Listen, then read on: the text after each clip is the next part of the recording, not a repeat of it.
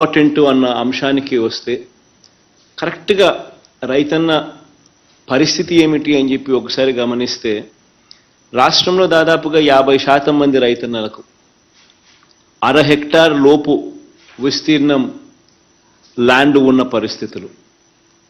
దాదాపుగా 50% మంది రైతన్నలకు కనీసం 1.25 ఎకరాలు కూడా లేని పరిస్థితి. అదే 1 హెక్టార్ దాకా కూడా తీసుకుంటే దాదాపుగా 70% మంది రైతులు ఇదే కోవలోకి వస్తారు. మరి ఈ 50% మంది రైతులు, ఈ 70% మంది రైతుల పరిస్థితి ఏమిటి అని అంటే, ఈ పెట్టుబడి సహాయం అనేది లేకపోతే వీళ్లకు రుణాలు అందడము కష్టము. ఈ రుణాలు అందని పరిస్థితి, రుణాలు ఒకవేళ వచ్చినా ఆ వడ్డీలు కట్టుకోలేని పరిస్థితి. ప్రైవేట్ రుణాలు అయితే మరీ ఎక్కువ వడ్డీలు, ఆ వడ్డీలు, ఆ రుణాలు, ఆ చక్కెర వడ్డీలు, ఇదే పరిస్థితిలో రైతన్న సతమతం అవుతా ఉన్న పరిస్థితి. ఈ రైతన్నలు ఏదైతే ఈ 50% మంది రైతన్నలు ఏదైతే 1.25 ఎకరాల లోపు ఉన్నవారు ఎవరైతే ఉన్నారో వీళ్ళందరికీ కూడా ఒక గొప్ప మేలు జరుగుతూ ఉంది. దాదాపుగా వీళ్ళు వేసే పంటల్లో 80% పంటలకు అయ్యే 80% ఖర్చు ఈ 13,500 రూపాయల్లో కవర్ అవుతుంది. దాదాపు 80% ఖర్చు 80% పంటలకు ఈ 13,500 రూపాయల్లో కవర్ అయ్యే ఒక గొప్ప అడుగు ఈ 57 నెలల కాలంలోనే మన ప్రభుత్వం వచ్చిన తర్వాతనే జరిగింది అని చెప్పడానికి ఒక రైతు పక్షపాత ప్రభుత్వంగా, మరీ ముఖ్యంగా పేద రైతుల పక్షపాత ప్రభుత్వంగా గర్వపడతా ఉన్నానని చెప్పి కూడా ఈ సందర్భంగా చెప్తా ఉన్నా.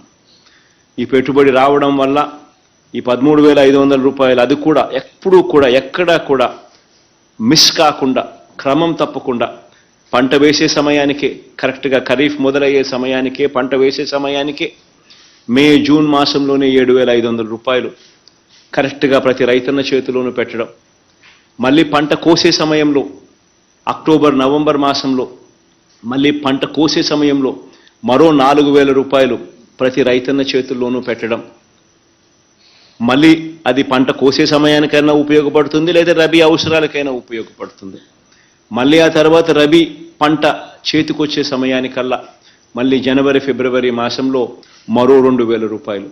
ఇలా క్రమం తప్పకుండా రైతన్నను చెయ్యి పట్టుకుని నడిపిస్తూ, ఆదుకుంటూ, పెట్టుబడి సహాయంగా తనకు ఎప్పుడు అవసరమో ఆ అవసరమైనప్పుడు ఏ రోజు కూడా మిస్ కాకుండా ఖచ్చితంగా ఆ రైతన్నకు తోడుగా ఉంటూ ఈ 5 సంవత్సరాలలో రైతన్నకు అందాల్సిన సమయం కరెక్ట్ సమయంలో అందించగలిగితే రైతు పరిస్థితి బాగుంటుంది అని చెప్పి రుజువు చేస్తూ ఈ 5 సంవత్సరాలలో ప్రతి సంవత్సరం 13,500 రూపాయలు ఇస్తూ రైతన్నను చేయి పట్టుకొని నడిపిస్తూ ఏకంగా ఈ 57 నెలల కాలంలో అక్షరాల 67,500 రూపాయలు ప్రతి రైతన్నకు తన చేతుల్లో పెట్టినట్టు అయింది. ఈరోజు ఒక మంచి కార్యక్రమం ఇదైతే రెండో మంచి కార్యక్రమం కూడా ఈరోజు చేస్తూ ఉన్నాం. ఈరోజు చేస్తూ ఉన్న ఈ రెండో మంచి కార్యక్రమం ఏమిటి అనంటే, రైతన్నలకు క్రమం తప్పకుండా వారు పంట రుణాల కింద ఏదైతే తీసుకుంటారో, బ్యాంకుల దగ్గర నుంచి పంట రుణాలు ఏదైతే తీసుకుంటారో ఆ పంట రుణాలన్నీ కూడా ఖచ్చితంగా రైతన్నలు క్రమం తప్పకుండా బ్యాంకులకు కట్టే కార్యక్రమం ఎప్పుడైతే చేస్తారో బ్యాంకులకు రైతన్నల మీద నమ్మకం కలుగుతుంది. ఇచ్చే వెసులుబాటు, ఇచ్చే సొమ్ము కూడా ఎక్కువ మందికి రైతులకు ఇచ్చే పరిస్థితి కూడా నెలకొల్పుతుంది. ఇలా బ్యాంకులు రైతన్నలకు ఇచ్చే పంట రుణాలు, ఆ పంట రుణాలన్నీ కూడా రైతన్నలందరూ కూడా క్రమం తప్పకుండా కట్టే కార్యక్రమం, దీనిని ప్రోత్సహిస్తూ ఎప్పుడూ జరగని విధంగా రైతన్న వడ్డీ సొమ్ము బ్యాంకులకు కట్టిన వెంటనే మళ్ళీ ఆ రైతన్నకు క్రమం తప్పకుండా ఆ రైతన్నకు మళ్ళీ తిరిగిచ్చే కార్యక్రమం. ఈ తిరిగిచ్చే కార్యక్రమంలో భాగంగానే ఈరోజు 2021-22కు సంబంధించిన రబీ పంటకు సంబంధించిన రుణాలు కానీ, లేదా 2022 ఖరీఫ్ పంటలకు సంబంధించి ఈ రుణాల మీద దాదాపుగా 10,79,000 మంది రైతన్నలకు వాళ్ళు కట్టిన వడ్డీని మళ్ళీ ఆ రైతన్నలకు తిరిగి 0 వడ్డీ రూపేణ మళ్ళీ వాళ్లకు తిరిగి రీయింబర్స్ చేస్తూ, తిరిగి ఇస్తూ 216 కోట్ల రూపాయలు నేరుగా బటన్ నొక్కి ఈ కార్యక్రమం అయిపోయిన వెంటనే వారి ఖాతాల్లోకి జమ చేసే మరో మంచి కార్యక్రమం కూడా ఈరోజు జరుగుతూ ఉంది. ఇది కూడా ఎందుకు ఇంత ఇంపార్టెంట్ అంశము, ఇంత అవసరమైన అంశము అని అంటే, ఎందుకనంటే రైతన్నలు కూడా క్రాప్ లోన్స్ ఏదైతే తీసుకుంటారో, ఈ క్రాప్ లోన్స్ అన్నీ కూడా ఏదైతే తీసుకుంటారో, ఈ 1 లక్ష లోపున్న ఈ క్రాప్ లోన్స్ అన్నిటి కూడా రైతన్నలు కరెక్ట్గా బ్యాంకులకు కట్టే కార్యక్రమం, ఆ రైతన్నలు కట్టిన వడ్డీని మళ్ళీ పూర్తిగా ఈ వెనక్కి ఇచ్చే కార్యక్రమం ఎప్పుడైతే ప్రభుత్వం చేస్తూ ఉందో, అప్పుడు ఆ రైతన్నలకు ఈ క్రాప్ లోన్ కింద తీసుకున్న ఈ సొమ్ము, ఈ 1 లక్ష రూపాయల సొమ్ము కూడా రైతన్నలకు వడ్డీ లేకుండా రైతన్న చేతిలోకి వచ్చినట్టే. ఈ డబ్బులు రైతన్నకు తన వ్యవసాయంలో ఎంతగానో పెట్టుబడి కింద ఎంతగానో ఉపయోగపడే పరిస్థితి కూడా ఉంటుంది.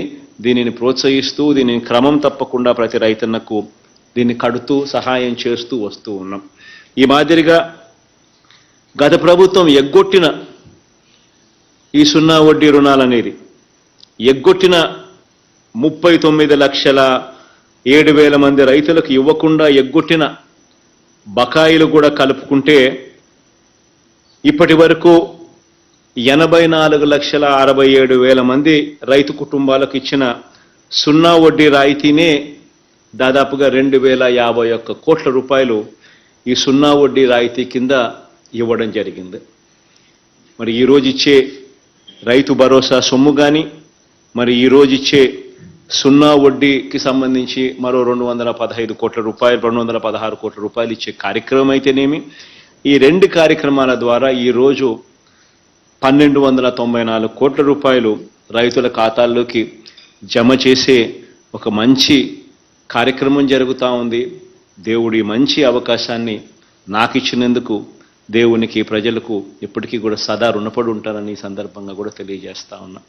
ఇన్ని లక్షల మంది రైతన్నలకు మంచి చేసే కార్యక్రమం జరుగుతూ ఉంది. రైతన్నలను ప్రతి అడుగులోనూ కూడా చేయి పట్టుకుని నడిపిస్తా ఉన్నాం. తోడుగా ఉంటూ ప్రతి అడుగు కూడా వేస్తూ వచ్చాం. నవరత్నాల్లోని ప్రతి పథకం దాదాపుగా రైతన్నలకు అందరికీ కూడా ఇవి ప్రతి పేద రైతన్న కుటుంబానికి కూడా ఇవన్నీ కూడా అందుబాటులో ఉంచడం కూడా జరిగింది.